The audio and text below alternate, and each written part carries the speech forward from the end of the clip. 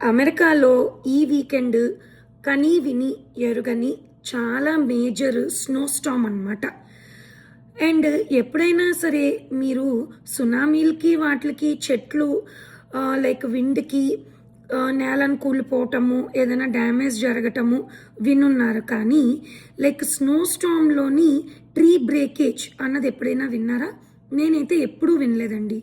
ఈసారి దానివల్ల చాలా లాస్ జరగబోతుందని చెప్తున్నారు. ఆల్మోస్ట్ 1.5 మిలియన్ అమెరికన్స్ ఇబ్బంది పడబోతున్నారంట. పవర్ షార్టేజ్ వల్ల కానీ, ఇంత చలి, ఫ్రాస్ట్ -30 to -40 degrees ఫారెన్హీట్ ఉన్నదంట. సో ఈ వీకెండ్ రేపటి నుంచి కూడాను లైక్ ఫ్రైడే 23rd నుంచి 26th వరకు డిఫరెంట్ ఏరియాస్లో ఎఫెక్ట్ అవ్వబోతుందని వింటున్నాము.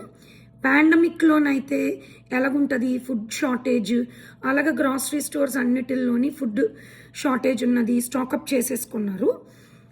ఇలాంటి టైంలోని లైక్ మనకి ఇంట్లో కూడాను హీటర్స్ అయ్యి ఎక్కువ వాడుతూ ఉంటాం కదా, వాటి అవుట్లెట్స్ అన్నీ కూడా మనకి బయట ఉంటాయి.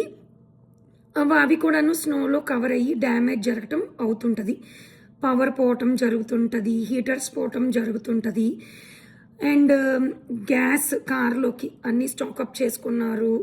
స్నో బ్లోవర్స్లోకి గ్యాస్ స్టాకప్ చేసుకున్నాము. స్కూల్స్ సెలవు ఇచ్చేశారు.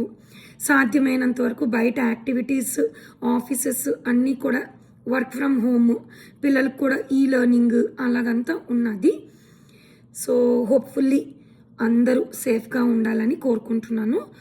ఎక్కువ బయటకు వెళ్ళొద్దు అవసరం ఉంటే తప్పితే.